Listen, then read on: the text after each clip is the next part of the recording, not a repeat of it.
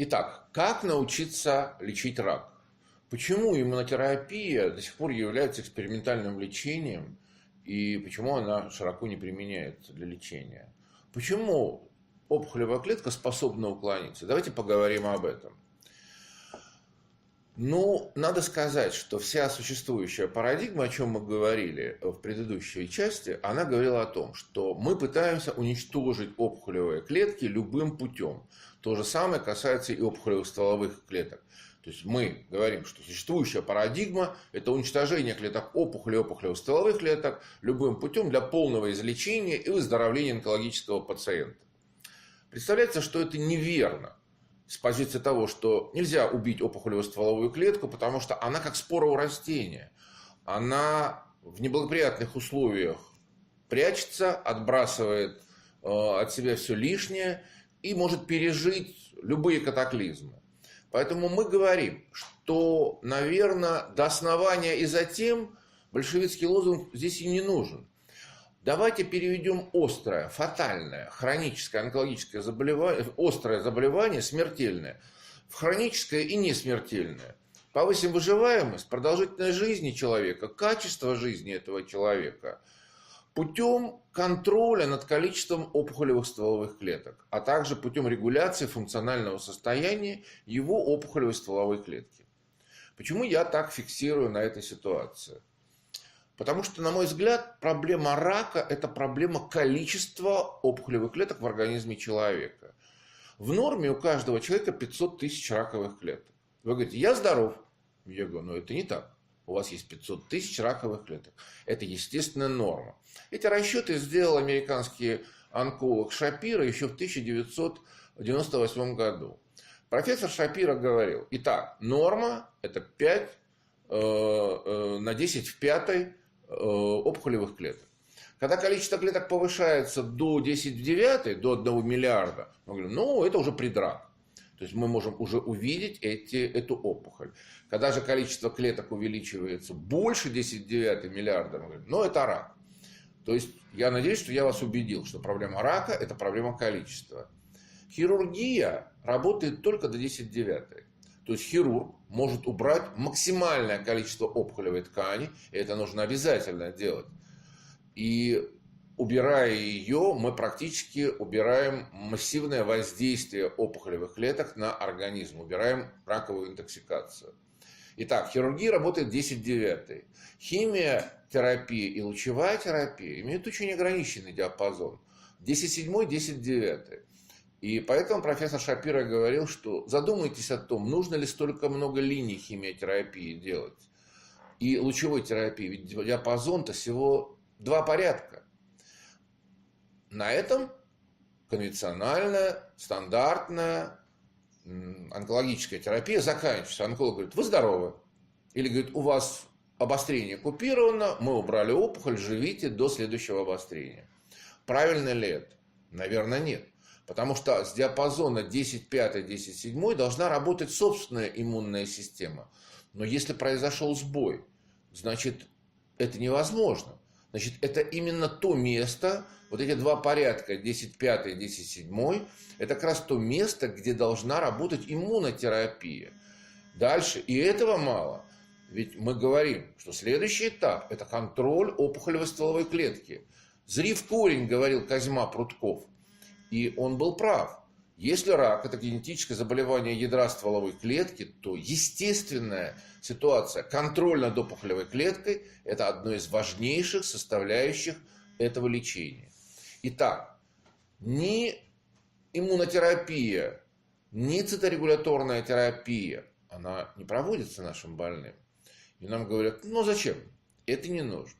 Таким образом, если ваша иммунная система дала сбой и развился рак, то ее механизмы иммунного контроля в этом диапазоне не работают. И именно иммунотерапия способна и может предотвратить развитие рецидива. Она сможет предотвратить развитие метастаза. И я думаю, вам это понятно. Существует ли иммунотерапия? Да, существует. Существует огромный арсенал иммунотерапевтических средств. Иммунотерапию делят на активную и пассивную, специфическую и неспецифическую. Специфическая терапия предполагает всевозможные вакцины, всевозможные экстракты, которые строятся на всевозможных противоопухолевых антигенах. Неспецифическая терапия, использование таких вакцин, например, как БЦЖ или Имурон, или других, использование цитокинов всевозможных, интерлейкинов. Я не буду говорить сейчас и перечислять весь этот арсенал. Вот вы его видите на слайде, он достаточно большой. Но почему эти препараты не работают? Почему мы не можем добиться результата контроля? Наверное, я буду не объективен, если скажу, что мы не можем. Мы можем добиться результата. Эти клетки работают, эти клеточные препараты работают, и вакцины работают. Но работают не так. Потому что онкологи говорят, послушайте, мы не видим реального улучшения. Да, есть улучшение, да, что-то стало лучше, что-то стало хуже. И все-таки, почему вся существующая научная методология иммунотерапии рака не работает? Я думаю, ответ здесь очень прост. Вся современная иммунология направлена на то, чтобы стимулировать иммунный ответ своего собственного организма. И в этом главная методологическая ошибка современной иммунотерапии. Я думаю, быть может, я ошибаюсь, что именно поэтому мы не получили эффективной терапии в лечении опухолей. В этой связи я считаю, что стимулировать собственную иммунную систему малоэффективно с позиции вообще системной биологии рака. И я попытаюсь вам доказать на двух очень простых примерах, почему современная иммунотерапия не работает так, чтобы онкологи сказали, да, это конвенциональный метод лечения, да, это правильно, это нужно. Начнем с системных механизмов.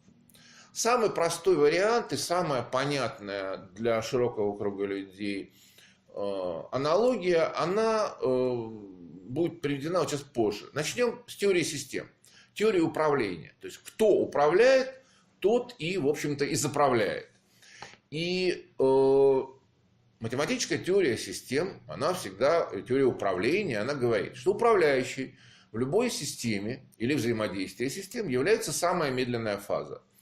Чтобы было проще и понятно, мы приведем такую аналогию, что едет колонна автомобилей, в ней есть гоночная машина, есть трактор, есть автобус и есть обыкновенный грузовик. Что является системообразующей и управляющей в этой колонне?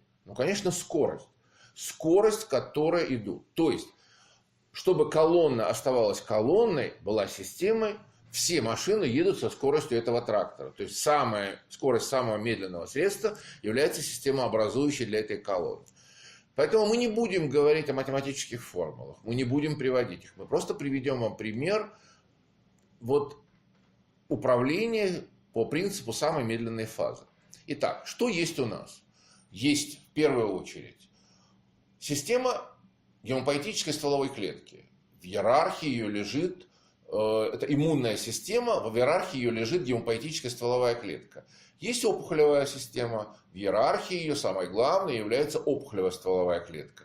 И все это разворачивается, например, в нервной ткани.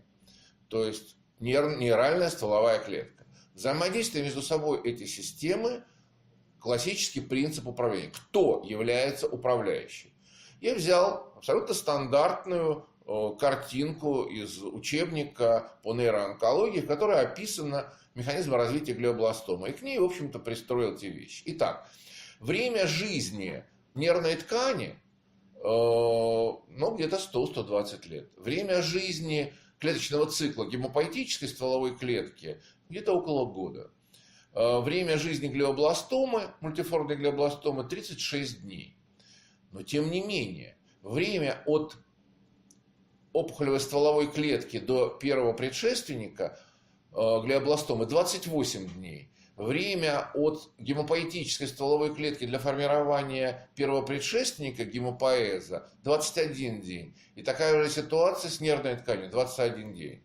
То есть, что получается? Что мы видим, что управляющей является глиобластома. Все клетки нервной ткани и все клетки иммунной системы стали в подсистему раковой стволовой клетки. И сегодня они обеспечивают ее жизнеобеспечение. Это тот трактор, под который подстроились и нервная система, и иммунная система. Поэтому теоретически вылечить больного невозможно. Механизмы системной биологии нам говорят, что, ребята, вы не сможете справиться, как бы вы ни стимулировали и иммунную систему, и нервную систему. Как это проявляется на уровне молекулярно-биологическом? Очень просто. Первый форпост, который должен уничтожать опухолевые клетки, это натуральные киллеры, НК-клетки человека. Это клетки крови, которых, как правило, если посмотреть на расчет с количеством лейкоцитов, это лейкоциты, которые составляют 15-17, до 20% крови. То есть это клетки, которые имеют на своей поверхности определенные KIR-рецепторы, киллер-иммуноглобулиноподобные рецепторы. Встречаясь с опухолевой клеткой, они ее распознают по комплексу HLA-совместимости. Если это чужеродная клетка, они ее уничтожают. В данном случае это классический механизм. То есть, и главные две функции вот этих НК-клеток, натуральных киллеров, это цитотоксичность и продукция интерферона гамма, которым они, собственно, и убивают эти клетки. Что же происходит, когда появляется опухоль?